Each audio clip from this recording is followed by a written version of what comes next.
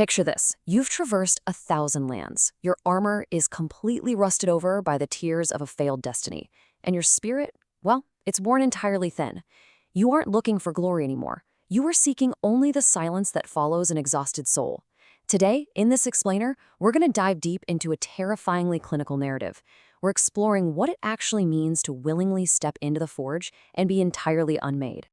I want you to really feel the sheer, crushing weight of your own history for a second. Every lost battle, every broken vow, all of it compounding until the daily performance of simply being you becomes completely unbearable. Philosophically speaking, when your Nietzschean will is utterly exhausted, there is a dangerous, almost seductive appeal to absolute nothingness. Standing at the edge of the world, facing your final moments, laying down the burden of your identity isn't just appealing anymore, it's a necessity. Listen to this observation from the jester of sapphire light. How beautifully quiet they become. They spend decades tearing across continents, shouting their names at the sky, weeping over broken swords and shattered vows. They carry the universe on their backs like a punishment. That slow, heavy resonance establishes a terrifying reality right out of the gate. The jester doesn't look at your human struggle and see a tragic epic.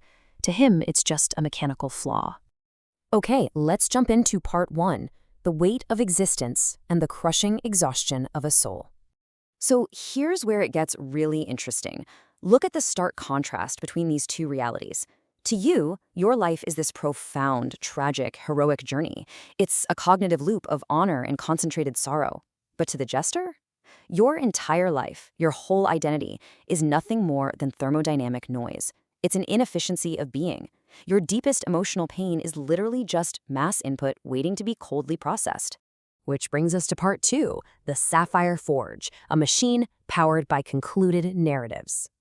Imagine you finally arrived at the Sapphire Forge. Now, understand, the jester isn't offering you a quest here, and there are absolutely no magical boons waiting for you. This is a clinical, industrial, unmaking facility. It doesn't run on coal. It doesn't use the heat of a dying star.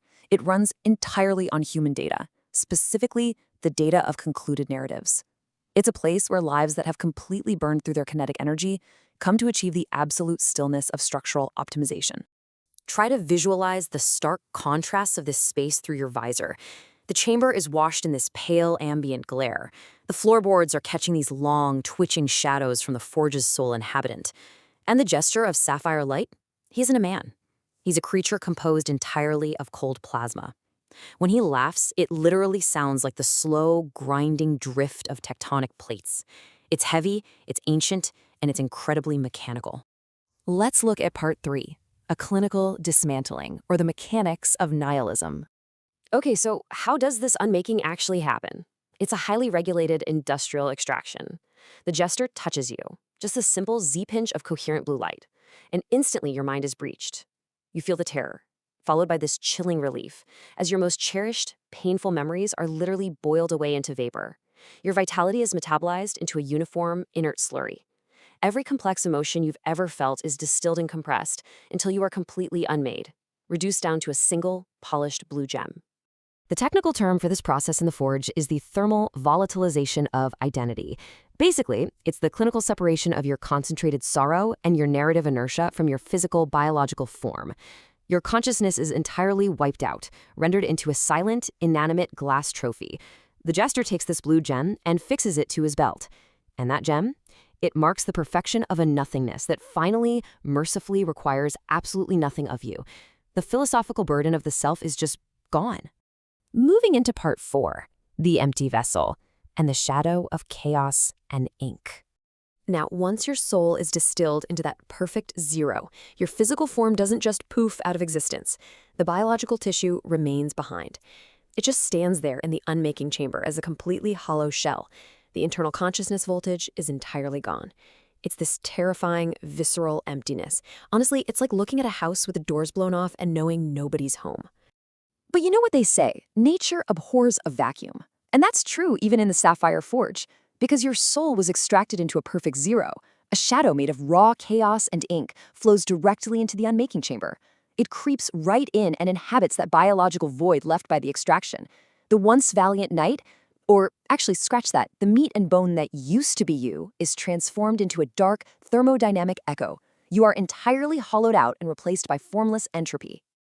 And finally, part 5, the arithmetic of nothingness, the void ledger.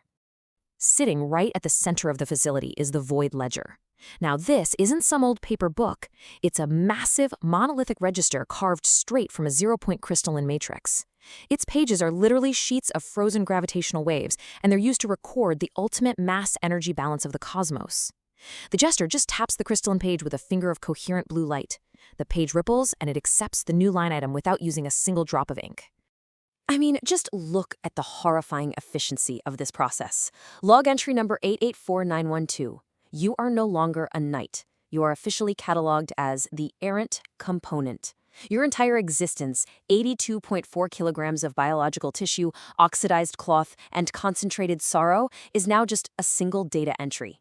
Your narrative inertia? Extracted. The final product? A high-density, polished silicate artifact.